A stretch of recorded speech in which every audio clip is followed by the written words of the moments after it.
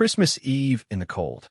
Snow fell without urgency, each flake drifting down as if it had all the time in the world. Li Shuiyin did not.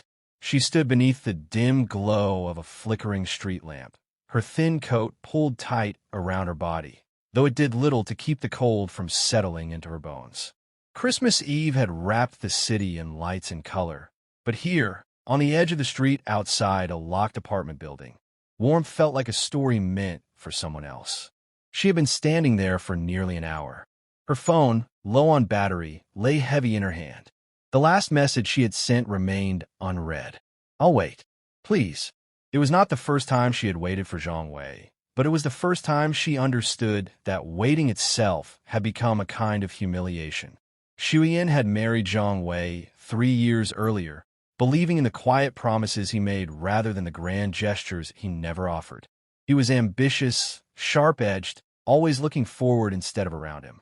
She told herself that love could be practical, that loyalty mattered more than romance. She learned his schedules, adjusted her expectations, and swallowed her loneliness so it wouldn't burden him. That, she believed, was what devotion looked like. Tonight proved how wrong she had been. The apartment door behind her was locked, not accidentally, not because he had forgotten. Earlier that evening, she had stood inside that same apartment, watching Zhang Wei button his coat with deliberate calm. Another woman's perfume clung faintly to him, sweet and expensive. When Shuiyin asked where he was going, he didn't lie. He simply didn't explain. "You should stay with a friend tonight," he said, his tone measured, distant. "It'll be easier." Easier for whom? He hadn't said. He didn't need to. The truth unraveled quickly after that. A name she didn't recognize. A phone call he took in another room. A life he had already chosen before ending the one they shared. His affair was not born of desperation or mistake. It was calculated, convenient, and utterly devoid of remorse. Now she stood outside, the night growing colder, the snow soaking through her shoes. Cars passed without slowing.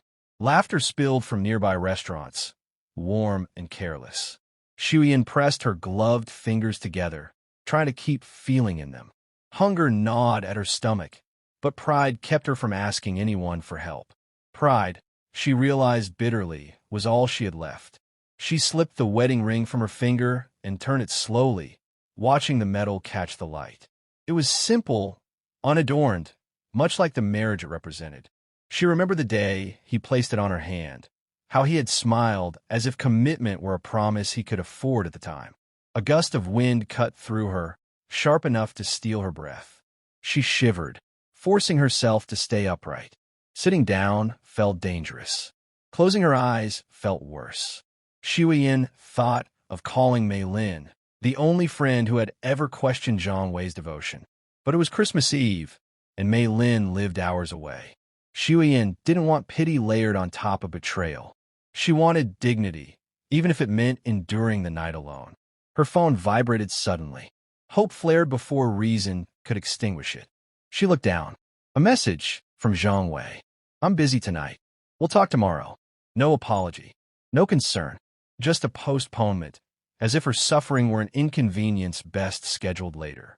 Something inside her tightened, then went strangely calm. The tears she had been holding back refused to come. Instead, a quiet clarity settled over her. She was no longer his responsibility, and he was no longer her refuge. The cold deepened as the night stretched on. Snow began to collect on her shoulders, on her hair, softening her outline until she looked like part of the street itself. Unnoticed, unclaimed. She took a slow breath and stepped away from the building. There was nothing left for her there. With no destination in mind, Shuiyin began to walk, each step deliberate, steady. The city thinned as she moved farther from the lights, toward quieter roads and open darkness. She didn't know where she would sleep or how she would survive the night. She only knew she could not go back. Behind her, Christmas carols echoed faintly, hollow and distant. Ahead, the road disappeared into falling snow. And somewhere beyond that road, unknown to her yet, someone was still awake, watching the night for reasons of his own. The longest night. By the time the city lights thinned into scattered glimmers, Li Shuyan's steps had slowed to a careful shuffle. Snow pressed down harder now, clinging to her coat and hair, weighing her forward as if the night itself wanted her to kneel. Each breath burned. Each exhale felt weaker than the last. She had stopped feeling her toes some time ago and welcomed the numbness, afraid of what pain would return if sensation came back. She reached a rural bus stop just before midnight. Nothing more than a metal bench and a warped shelter crouched beside the road. The schedule board was empty, its glass cracked, the last bus having passed hours earlier.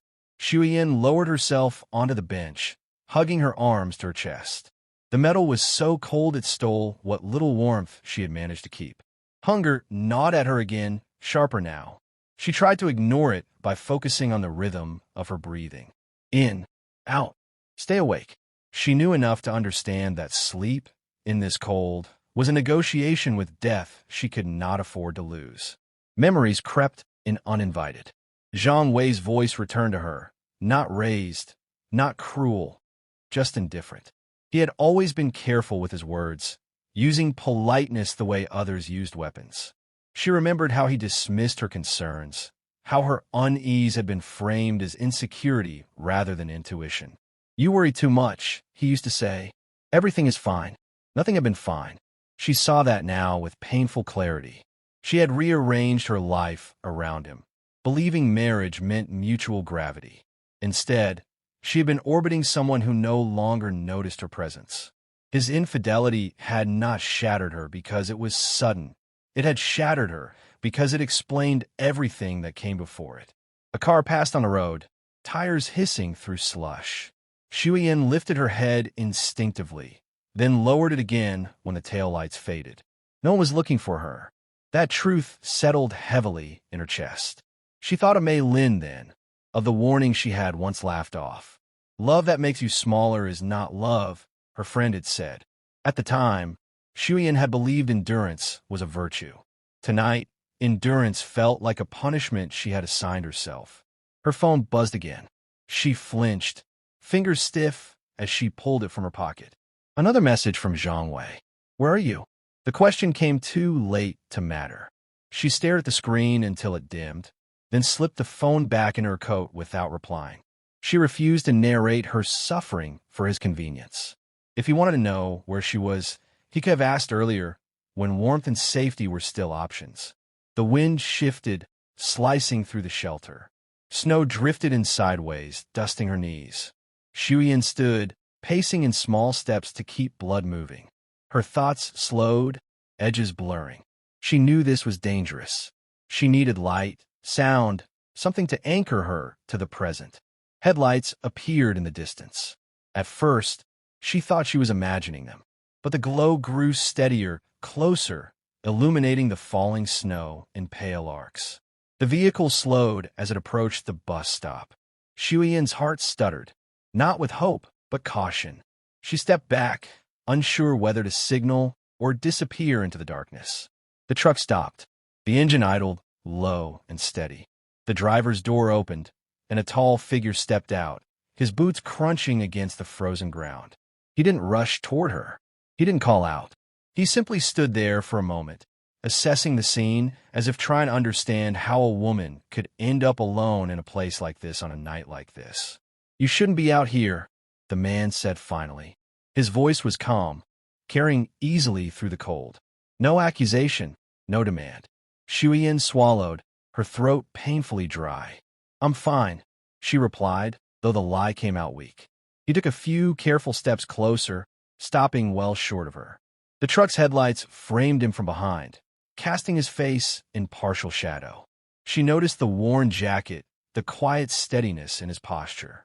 This was not a man accustomed to spectacle. "My name's Caleb," he said. "And you're freezing." She said nothing, unsure what she was allowed to feel.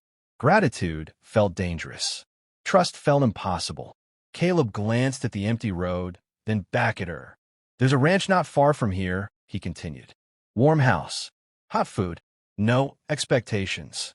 He paused, choosing his next words carefully. "You don't have to decide anything right now.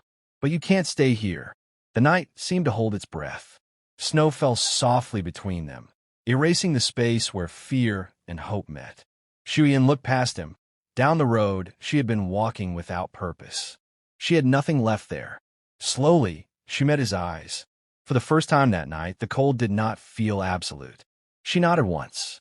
Caleb opened the passenger door of the truck and waited, giving her time to move on her own. As Shuyan stepped toward the light, she didn't know whether she was walking into safety or another uncertainty. She only knew she was finally walking forward. And for now, that was enough. Warmth without promises. The ranch house glowed softly against the surrounding dark, its windows casting amber light across the snow-covered ground. To Li Shuyan, it looked unreal, as if warmth itself had taken a physical form. Caleb parked the truck a short distance from the porch and cut the engine. The sudden silence felt heavy, broken only by the wind threading through bare branches. "You can come inside when you're ready," he said, already stepping out. He didn't reach for a door. He waited. Shuyan appreciated that more than she could articulate. She climbed down carefully, legs stiff, and followed him up the porch steps.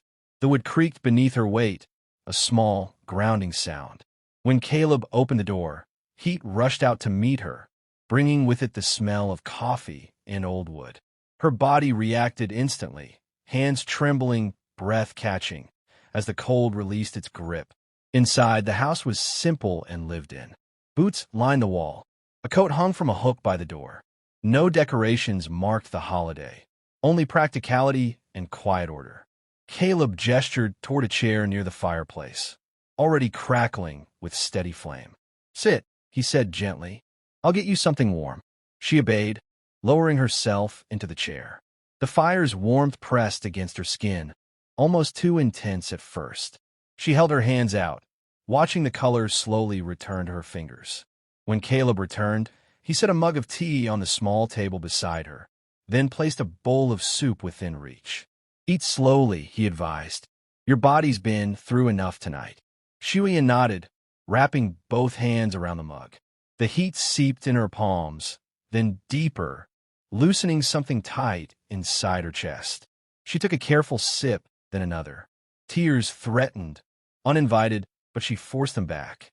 She would not cry yet, not here, not without understanding the ground beneath her. Caleb remained across the room, giving her space while staying close enough to matter. He leaned against the counter, arms folded loosely, eyes attentive without being intrusive. The silence between them wasn't awkward. It felt earned. "You don't have to tell me anything," he said after a while. "But if you want to, I'll listen." Shuyan focused on the soup, on the solid reality of the bowl in her hands. "My name is Li Shuyan," she said at last. "I didn't plan to be out there." "Most people don't," Caleb replied. She almost smiled at that. Almost. She offered only fragments. Married, traveling, nowhere to go tonight. She left out betrayal, left out the cold apartment door, left out the ring now tucked deep in her coat pocket. Caleb didn't press. He accepted what she gave him as complete, and that acceptance felt like mercy. Later, he showed her the spare room. Clean sheets. A thick blanket folded neatly at the foot of the bed. He paused in the doorway. "I'll be up early," he said. "If you need anything, just knock." "Thank you," she said, the words insufficient but sincere.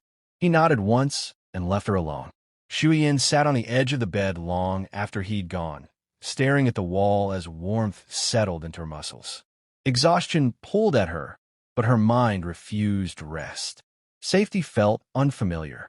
She half expected the door to open, for conditions to be named, for kindness to demand repayment.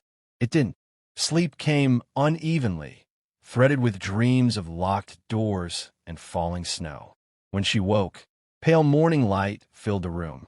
For a moment, she forgot where she was, and then remembered everything at once. She dressed quietly and stepped into the kitchen. Caleb was already there, moving with practiced ease as he poured coffee. He looked up and gave a small nod. "Morning," he said. "You slept."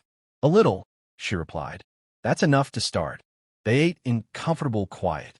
Outside, the ranch stretched wide and white, the land still under winter's hush. Shuyan watched the steam rise from her mug and felt something unfamiliar stirring beneath her caution. Not hope. She wasn't ready for that, but relief. Her phone buzzed in her pocket. The sound cut sharply through the calm. She didn't need to look to know who it was. Caleb noticed the change in her posture, the way her shoulders tensed. "You don't have to answer that," he said, his voice even. "Whatever it is." Shuiyin hesitated, then pulled the phone out. Zhang Wei's name glared up at her, insistent. Multiple missed calls. A message preview flickered across the screen. "We need to talk." She turned the phone face down on the table. "I know," she said quietly. "That's why I'm not." Caleb studied her for a moment, then nodded. "For what it's worth," he said, "you're welcome to stay here until you figure out your next step. No rush." The offer carried no pressure, no claim. Just space. Shuiyin met his gaze, seeing not expectation, but respect. She realized then that this was the true contrast to her marriage. Not the warmth of the house or the safety of the land, but the freedom to choose without fear. Outside, the wind eased, and sunlight broke through the clouds, scattering across the snow. Shuiyin didn't know what awaited her beyond this morning. But for the first time since Christmas Eve began, she felt steady enough to face it. And somewhere behind that steadiness, a decision was quietly taking shape, choosing the ground beneath her feet.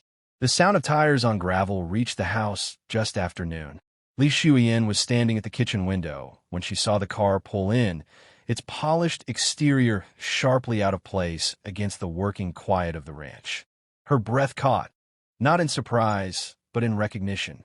Some part of her had known this moment would arrive.